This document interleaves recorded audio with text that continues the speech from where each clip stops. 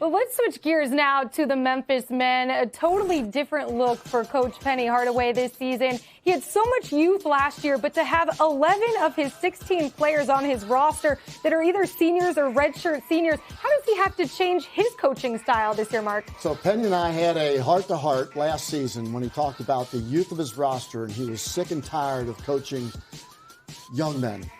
He put it in a little different way, but young men. That he wanted to get older, that this was a man's league, he said, and we've got to get older. And so he said, I'm going to the transfer portal. We're going to get the best transfers in the country. And guess what he got? Kendric Davis, the reigning American Athletic Conference Player of the Year, but not the preseason Player of the Year. And believe me, Kendric Davis is going to have a huge chip on his shoulder to start this season. What are you looking forward to from Kendric Davis, having played at SMU in that system under Tim Jankovich, to then transition under Coach Hardaway? How is that going to be, a big difference for him? Kendric Davis brings a street-smart grittiness. A lot of people don't know that Kendric Davis has had a very difficult background in his life. There's been tremendous adversity for him personally, and he can translate that into his competitive spirit on the floor. Well, Coach Hardaway is ready for us here right now. We welcome him into the American studios. Coach, thanks so much for taking the time to join us. And we're going to send things over to Tom Fenstermaker with the American, who's going to field some questions from the media for you. Okay, thank you. Thanks, Morgan, and thanks, Coach, for joining us. Our first question will be from Jason Munz with the Commercial Appeal. Hey, Penny, just wanted to get your thoughts and comments on your new contract. I mean, that's being here for the next 6 seasons, under contract. That's what does that say, to you about what does that say to you about everything? Well, first, it's a blessing to get the extension, and to have 6 years. I mean, 6 years don't come easily, I mean, most schools aren't going to give a guy 6 years to get it right. So for the school to do that, it says that they believe in me and believe in my ability to win here and to do things right by the school and the city. So for me, that's even more special. And on the flip side of that, to have the patience of the school and the understanding and the support to give me those years to get it right is a blessing within itself. Our next question will be from Parth Upadhyay from the Daily Memphian. Penny, when you spoke to us a couple weeks ago with the media, you talked about how the IARP cloud being gone would, help recruiting. Now with you being locked in, through 2028, how can that also help, when you're talking to these guys and just them knowing you're here for the long haul? Yeah, well, there were questions coming up from student athletes and their parents about how long am I going to be here? And now that question has been answered. So it definitely allows them to know that if I'm going to take Memphis seriously, that Coach Hardaway isn't going to leave and that he's going to be here for the duration. So that helps me and it helps them as well. Our next question will be from John Teetle of Hoops HD. Good afternoon, Coach. Just wanted to ask about the schedule. 5 of your non-conference games include Vanderbilt, Ole Miss, Auburn, Alabama, and Texas A&M, and you might play Ole Miss again in the ESPN Events Invitational. How do you feel about the schedule, and what seed do you think you're going to get in the SEC tourney? I think that's hilarious, but I mean, honestly, it's an unbelievable schedule because you're playing the great teams. All those teams are very capable to be in the NCAA tournament this year. That's us testing our game early in the season before conference starts to see where we are in the country. And like you said, it seems like an SEC tournament schedule, but just great. I look at them as just being great teams, and it's given us an opportunity to see where we are early. Our next question will be from Loudwin Seabury of the New Tri-State Defender. Coach, you have so many new players come in, like we stressed earlier. You want to get older, you want to get more veteran leadership. How have those players meshed with what you are, the players that are returning, and those new guys that you added from outside of the program? Yeah, I think the players returning, starting with the players returning, they're excited. Obviously, we lost some of their teammates, the transfers into the NBA. But they're excited to be the group to try to bring on, the new guys. And the new guys are coming in with fresh mindsets.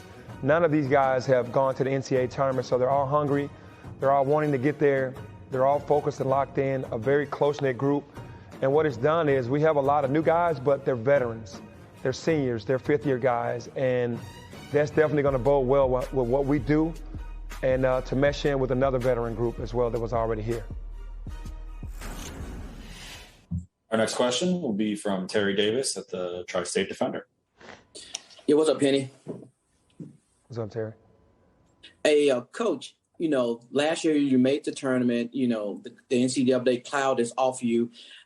Is there less pressure on you? I know there's always pressure being in Memphis, trying to compete for a championship, but do you feel there's less pressure on you and this team considering what you did last year and with the cloud being off you? No, I'm thankful that the cloud is off, but the pressure is always going to be there. When you want to win, you want to win a championship, you want to thrust your team into the hierarchy of the country, around the country with the top teams, then there's always going to be pressure. And you want that pressure because it keeps you on your toes.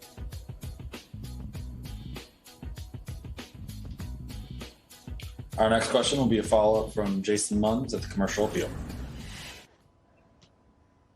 Okay, so it's the obligatory. How do you feel about the preseason poll? You guys were picked to finish second, and obviously got Kendrick and DeAndre on the first team. What was your reaction when that was revealed? I think that most teams or coaches in this league just respect the culture in Houston.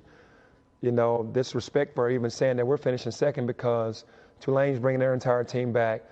Cincinnati got better with Landers going there. Tyler Harris South Florida got better with Tyler Harris going there.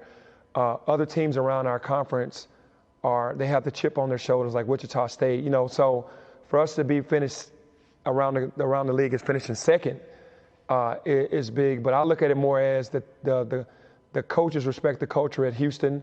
They know what they're going to get, and there's some uncertainty of what we've done early in the season and in conference. So they're going with who's consistently done it over the years. So I don't look at that as disrespect. All I say is that, we just have to keep plugging away and keep growing, but second isn't bad. Let's go back to Parth from the Daily Memphian.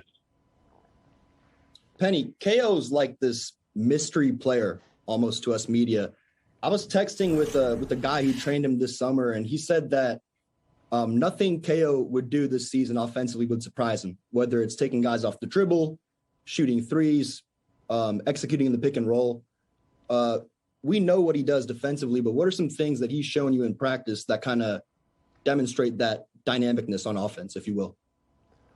Yeah, it's the same thing, the way that he handles the ball, the way that he can stretch it out to the three-point line, his understanding of what he's trying to do, because what's helped him is that this summer, when he was going to try out for all of those NBA teams, they kind of got him in the mindset of understanding what he needs to do better, and that's what he's focusing on now. So he'll definitely shock some people in that area because defensively he's off the charts. We'll next go to Brian Moss of Tiger Sports Report. Hey, Coach, you're entering your fifth season as head coach at Memphis. How have you grown as a coach from your first season? Yeah, I've grown a lot from my first season. Coming in straight out of high school, just being fresh and not understanding the entire demographics, understanding basketball, but understanding now the entire landscape of college basketball, from the rules to how to approach practice, the things that I focus on more so in practice, the way that you build relationships with the guys, the different guys. So, yeah, it's much different for me now. Go back to Leodwin Seabury. Coach, another player, veteran guy who ultimately decided to come back, it was kind of a later decision, was Alex Lomax. And, with Kendrick, being penciled in, we assumably as a starter.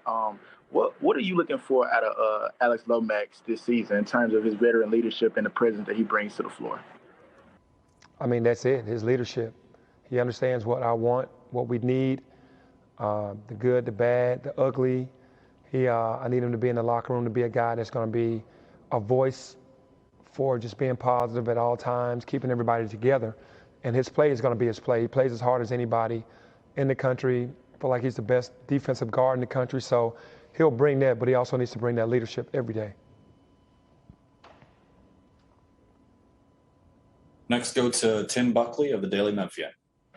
Hey, Coach. Going back to the contract for a minute, having the extra security of those 2 more years added, where do you think that'll help you the most? Will it be on the recruiting trail with the recruits themselves, in the living room with the parents and family? Will it be in the community? And how much did the timing of the announcement of the extra 2 years have to do with now that the NCAA cloud is behind you? Well, I think it'll help me the most in recruiting because now the parents know that I'm going to be here. There was some questions, like I said earlier, a lot of questions on if I was going to go to the NBA because I went to an interview with the Orlando Magic last year to just kind of see what the process was like because ultimately later I would love to be a coach in the NBA as well. So parents heard about that and didn't know, hey, how much longer are you going to be here? With having those 2 extra years, that says to them that I'm going to be here. So that definitely takes that question away. And, I think it's just the respect from the school to me for taking on a job at the time that I took it on and still being here and this coming full circle from a player to being from the city to being all for the city and for the school. The extra 2 years is just, to me, is the respect for that as well. And our final Zoom question for Coach will come from Jason Munz at the Commercial Appeal. Hey, Penny, it's been a little bit since the last time we talked to you. Do you have, we asked you back then, about how things are coming along with the 3-point shooting. Is there any, since that time has passed, has there been any, you guys, are you getting a better feel, a better sense for how you're going to attack, where that 3-point shooting is going to come from? We actually have capable 3-point shooters. And I think that with all the noise going on about that Memphis doesn't have shooters or doesn't have shooting, obviously you got to look at Lester Quinones, Landers Nolley, and Tyler Harris are arguably 3 of the top 10 shooters in the country. And if you lose that, then obviously people are going to say the next guys coming in aren't on that level, but they still can knock down shots. And that's all they need to do. They're going to get open opportunities because of Kendrick living in the paint, DeAndre living in the paint, making plays, Alo living in the paint, and they're going to get open looks. And what they're doing now is they've changed their routines from just shooting after practice to morning, after practice, and at night. That's on their own. So they're hearing the noise. They're hearing the people saying that they can't shoot or where are we going to get the shooting from. And we're seeing the shooting change in practice from earlier, where guys are taking more threes, are more confident, and knocking down more shots. So we're actually seeing that in practice. We had a scrimmage last Saturday where we had 41 assists. One team had 21, the other team had 20, and guys were knocking down shots. So we're confident that if these guys continue to take that challenge, stay in the gym, live in the gym, that they'll knock them down. Penny, it's Mark Adams in studio. Congratulations on your new contract. And last year, Coach. You shared with me that you were a little bit frustrated with coaching the one-and-dones and that this was a man's league. You had to get older. But even with those one-and-dones, you beat Houston twice last year. So let's get that on the record. But as you move now to this season, how did it transpire? How did you get Kendric Davis? What happened during that process? I think Kendrick just really wanted to be here. I think that he saw how we played, and it fit their system. Obviously, with Coach Jankovic, not being there, that was his guy. And then having an opportunity to have options that, he looked at our team as a team that he would want to play for. He had friendships with guys. We had guys from Houston on our team. He's from the city of Houston, so DeAndre Williams is someone that he knew. They talked it out, and it was a blessing for us for him to end up coming here. So that was something that I felt like he wanted to do because he respected how we played, and then obviously having friends on the team as well. Hey, Coach Penny, Brooke Weisbrod. I love the theme that you have. You have a quest for a national championship, and it seems like you're really adding pieces of veteran leadership and experience. DeAndre, at 26 years old, might be one of the oldest or the oldest guy in college this year. There was a 73-year-old who did play for Roane State College way back in the day, so he's got a while to go. Just wondering what it's like to coach veteran guys, and can you coach them harder? And is this maybe a throwback to a new style, going back to the 4-year guy instead of the one and done?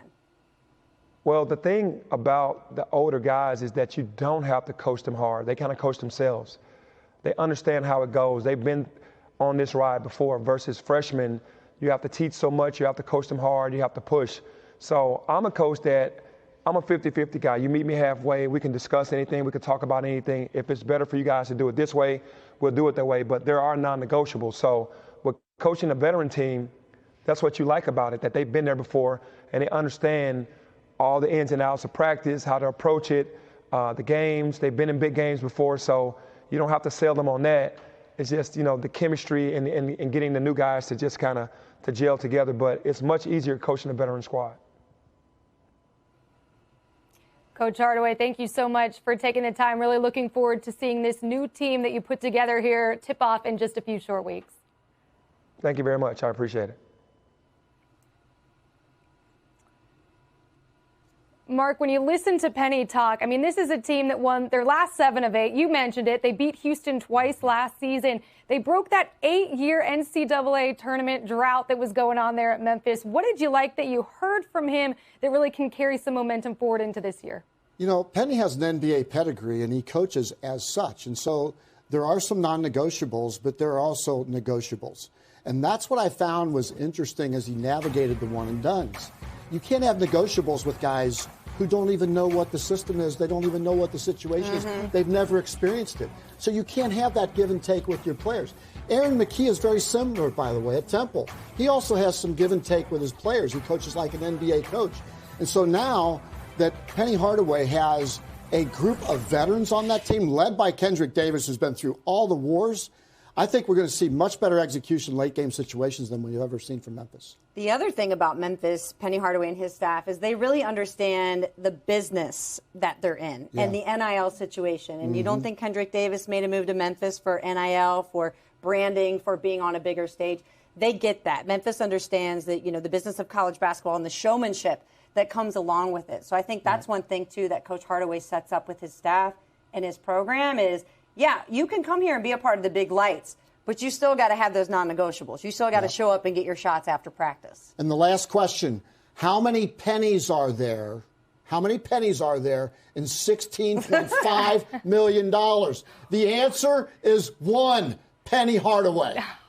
We need that money machine. I just made that up. The props. Mark always has the props.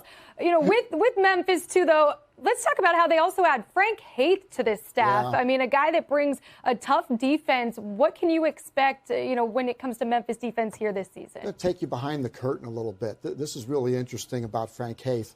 One of the things that he did at Tulsa, they actually did in-game scouting of their own team during the game. So he would have coaches who would be off in a room, off the arena, and they would scout their own team to see what they were doing well. So you would go in as if you weren't the coach of Tulsa, and you would put on your glasses of being constructively critical and then give a scouting report of your own team at halftime.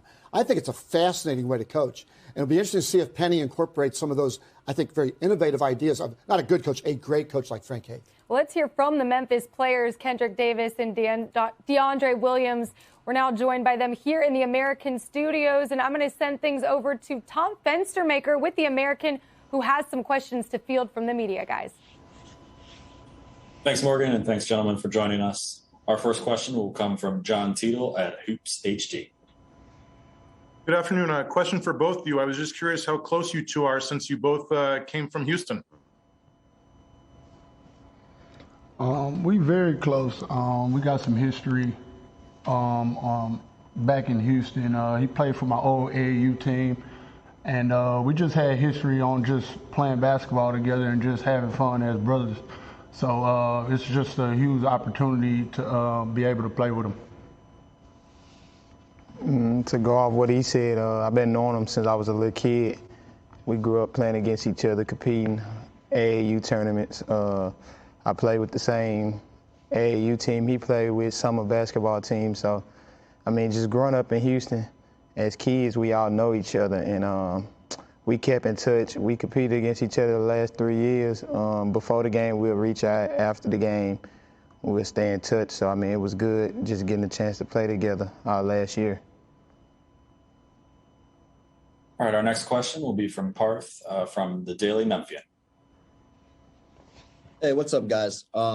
Obviously, long before yesterday, it's been a lot of talk about Houston and them being the front runners in this conference. Seeing the preseason poll yesterday and seeing that Marcus Sasser was, the preseason player of the year, does that kind of feel like disrespect, and does that add more fuel to the fire in terms of what y'all are trying to accomplish this season? You go to that one. We don't take anything as disrespect. I mean, that's those guys' opinion. We just we do what we have to do, and that's come and practice and compete every day. And our goal is to win a championship, so we won't take anything as disrespect. But we do have a huge chip on our shoulder to show the world who we are.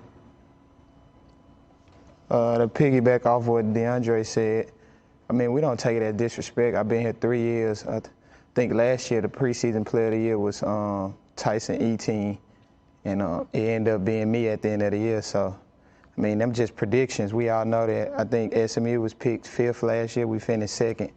So, I mean, them predictions, and they always end up wrong at the end of the year. So, we'll continue to keep showing that.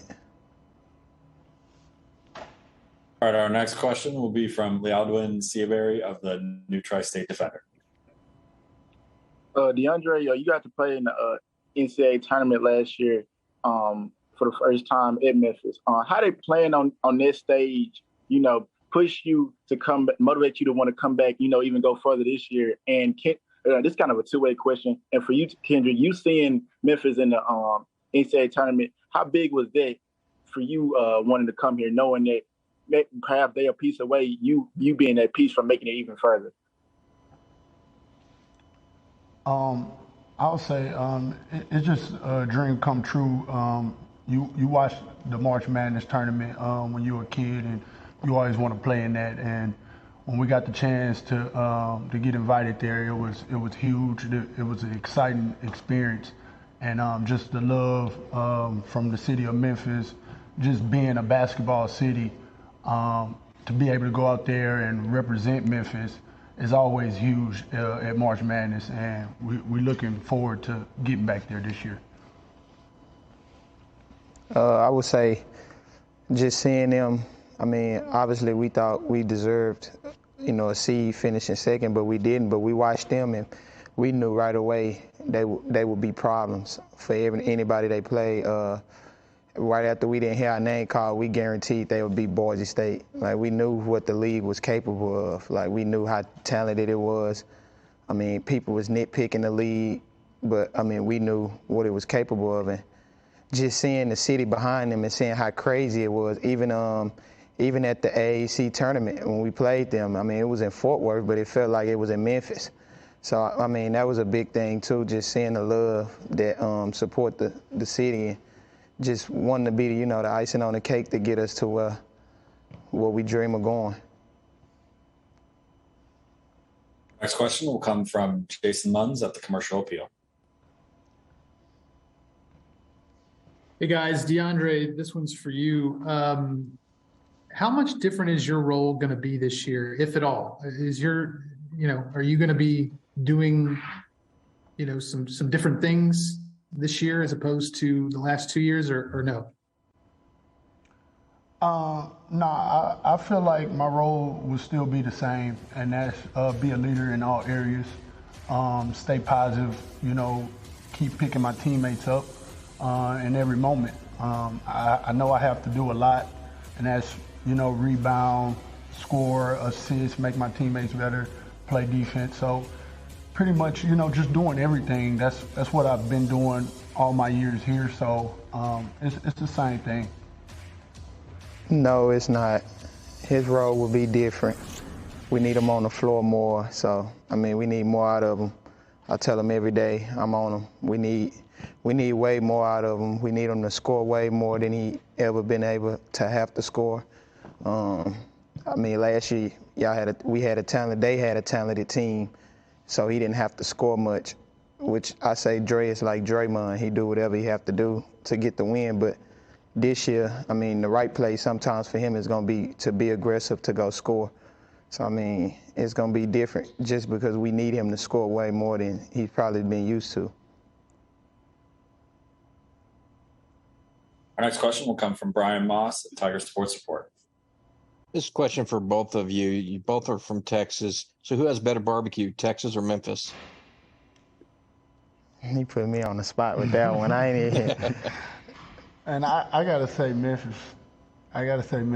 Just because they known for their barbecue. And so, but it doesn't mean like Houston got some good barbecue places as well. So, but I'll say Memphis. I'm not even answering that because I'm not getting in that war because it's not even going to go good. They just both great. We're just going to say that. They just both great. Like, we appreciate both cities for the barbecue. Our last question from Zoom will be from Neil Meyer at the Front Office News. Hey, Kendrick, just kind of walk us through what that transition has been like with Coach Hardaway after you came over this spring, and how's that transition going for you as you head into this season?